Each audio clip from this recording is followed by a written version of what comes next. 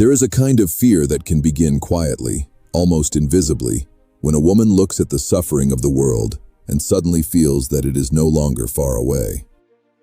A pandemic, a hurricane, an earthquake, a tsunami, a flood, a war, a tragedy that appears on the screen of a phone, and before the mind can organize what it is seeing, the body has already reacted.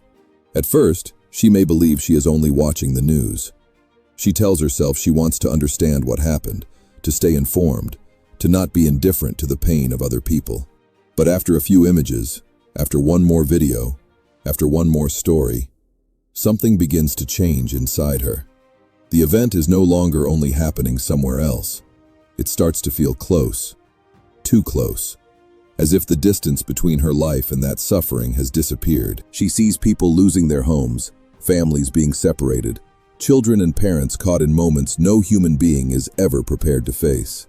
She sees ordinary life interrupted in a matter of seconds, and something in her own soul recognizes the terror of that possibility.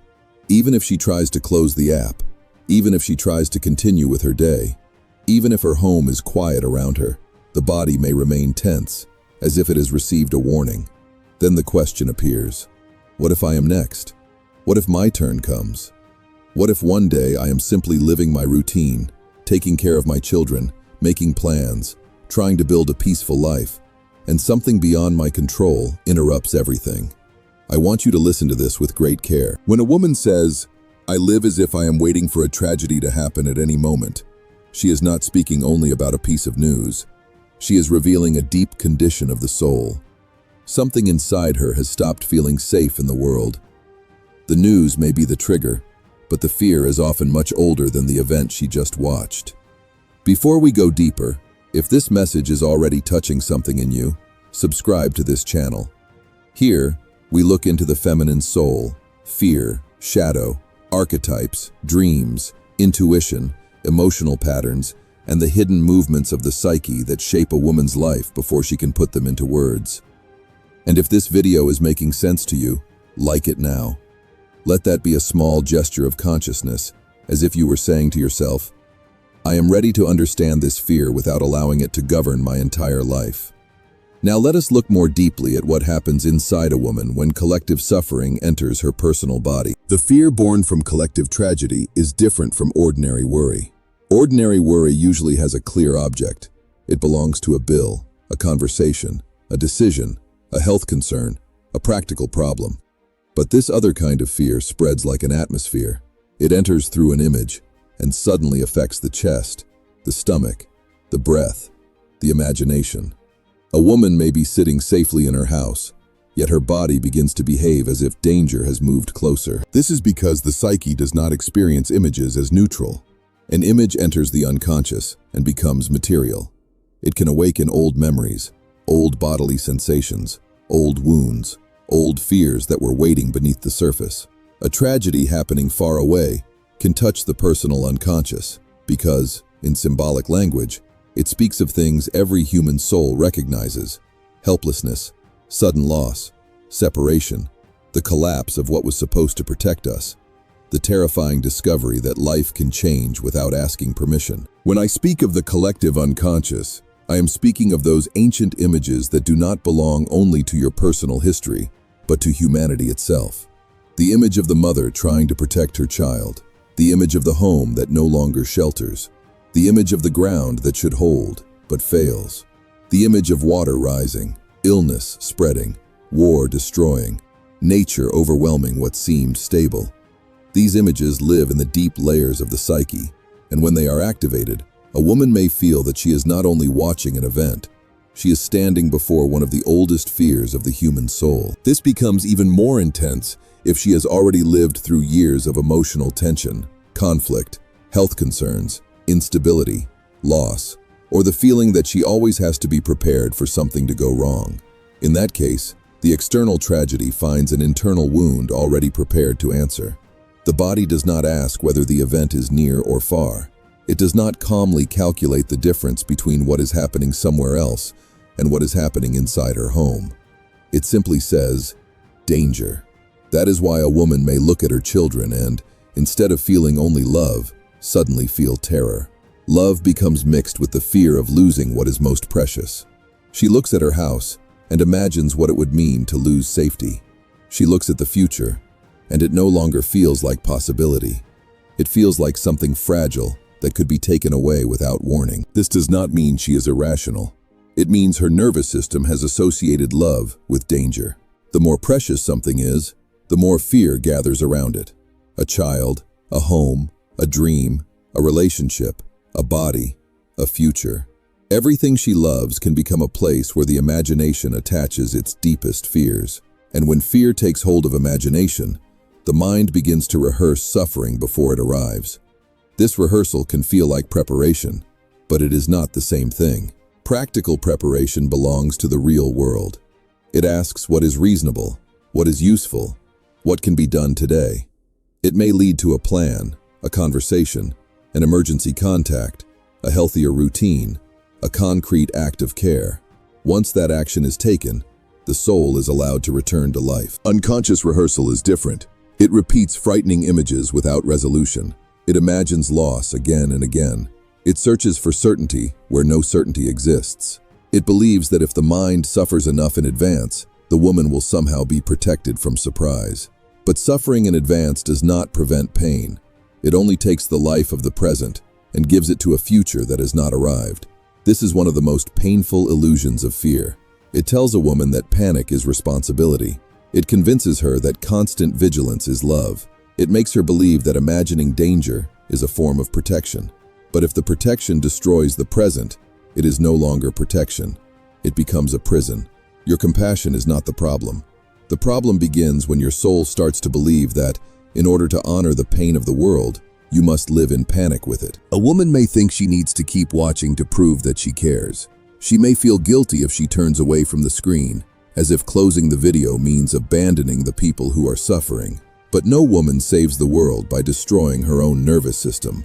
No mother protects her children by consuming terrifying images until her body begins to believe that danger has already entered her home.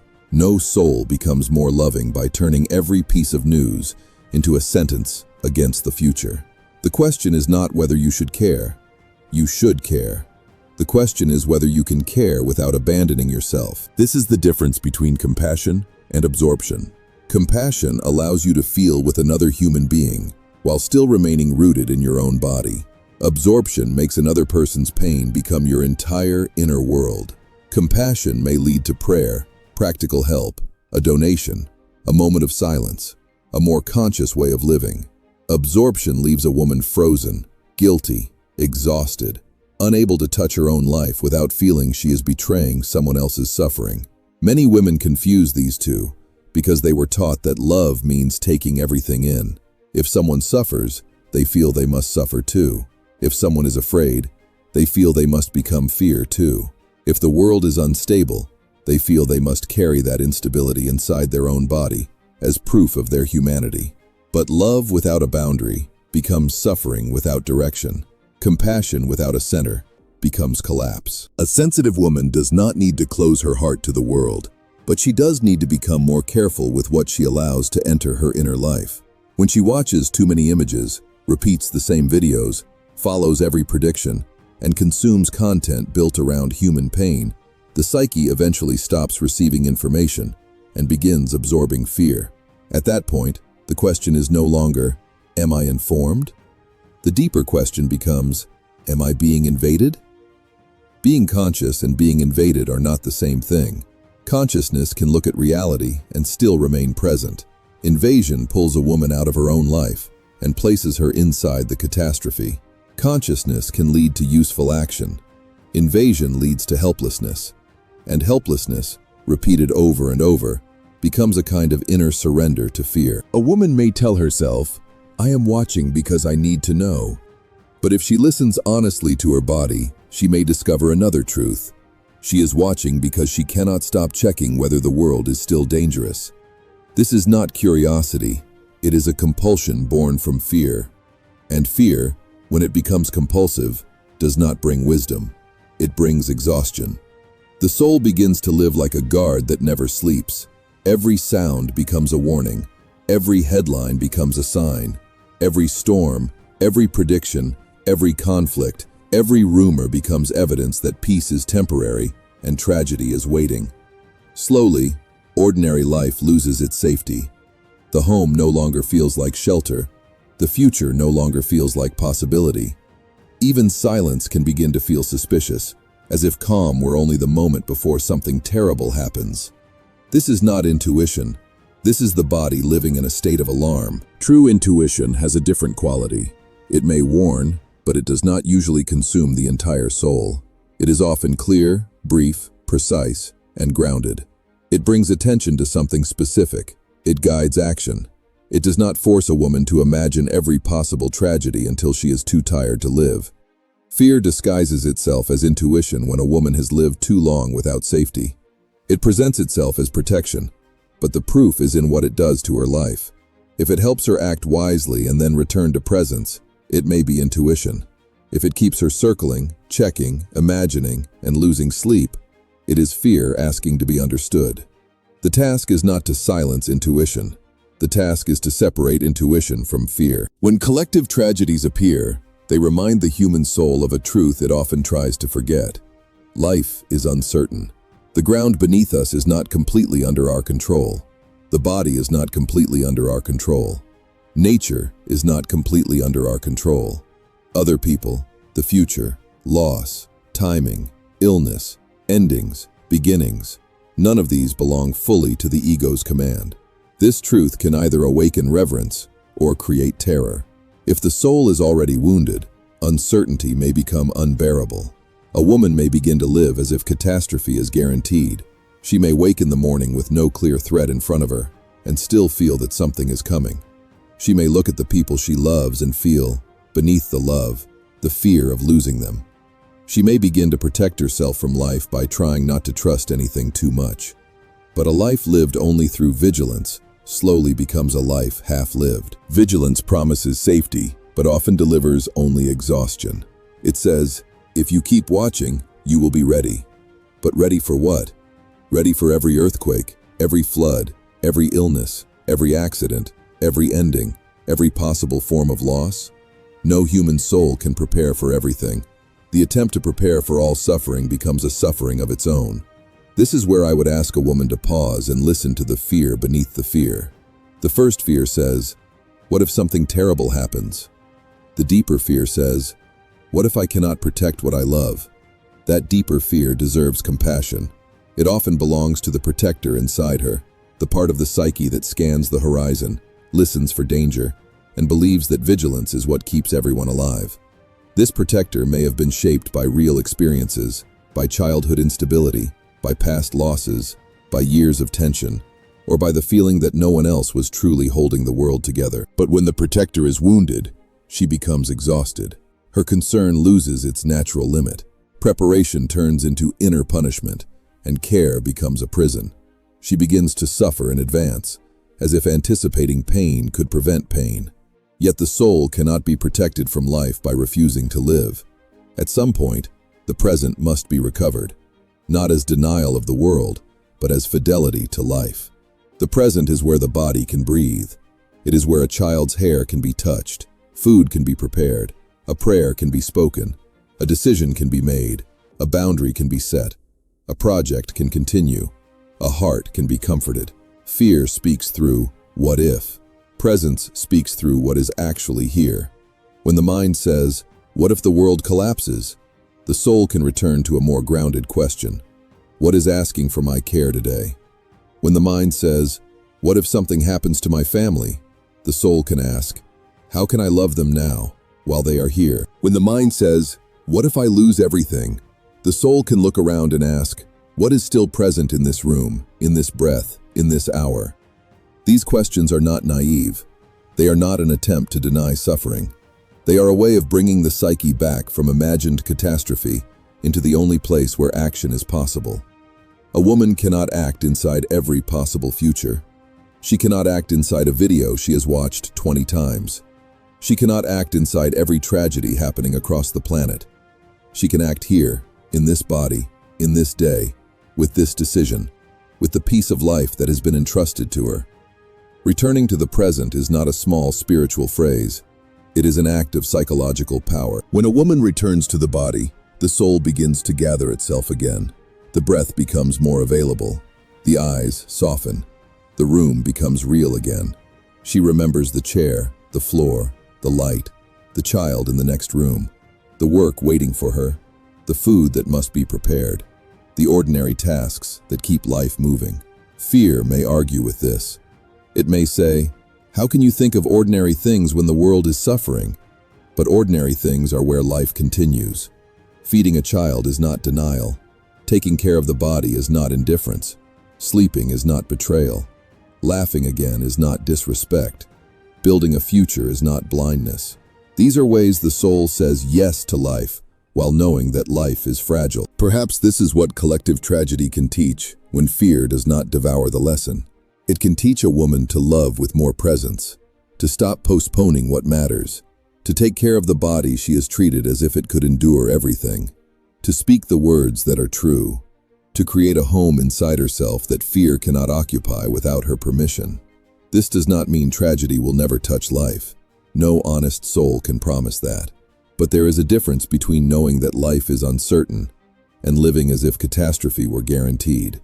One is wisdom, the other is captivity. A woman must not confuse the two. Here, I want to ask something of you. As you listen, think of one woman who has been living this way.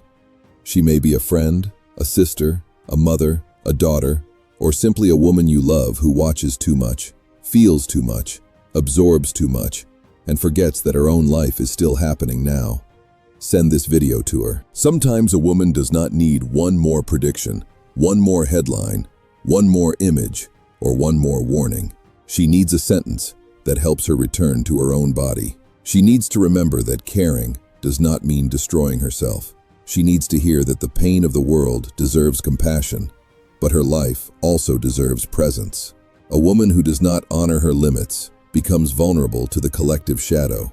When fear spreads through a group, it becomes larger than individual fear. It moves through screens, conversations, symbols, predictions, rumors, and emotional contagion. People begin to feel the same panic, repeat the same expectations, and imagine the same endings.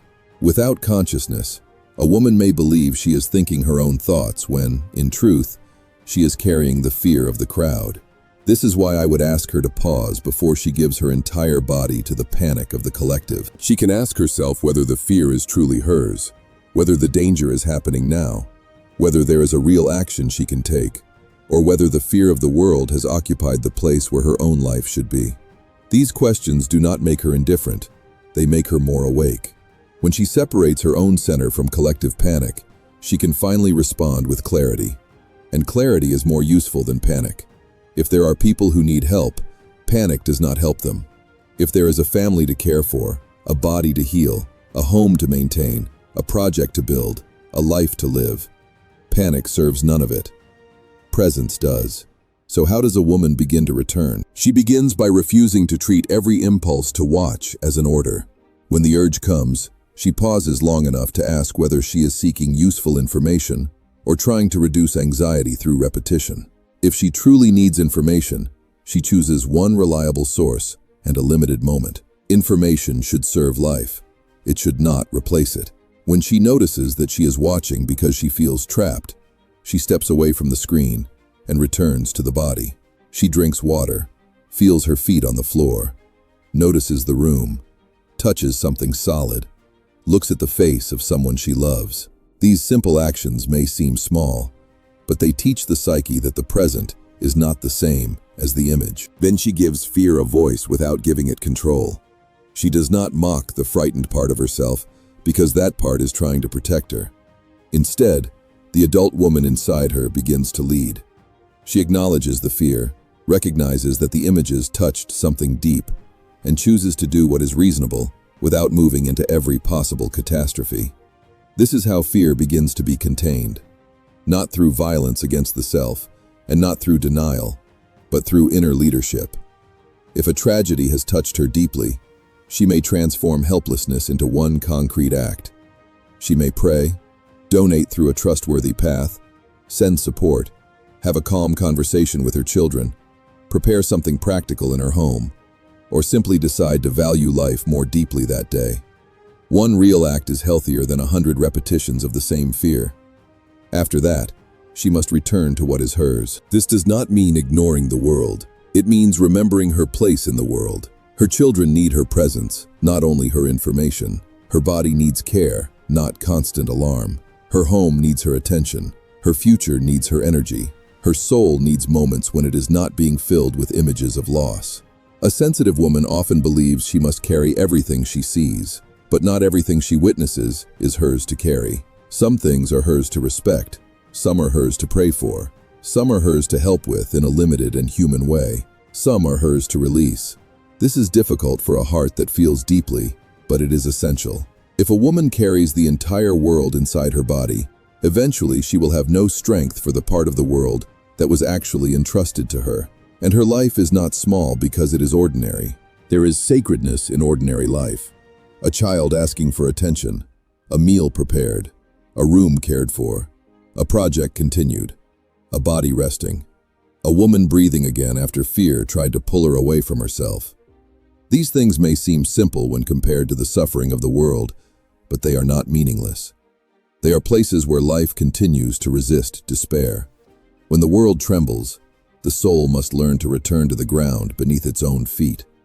Not because the world is safe in every way, but because without inner ground, fear becomes the only home. Now I want you to notice the sentence that appears in your mind when tragedy touches you. Am I next? This question carries more than fear of an event.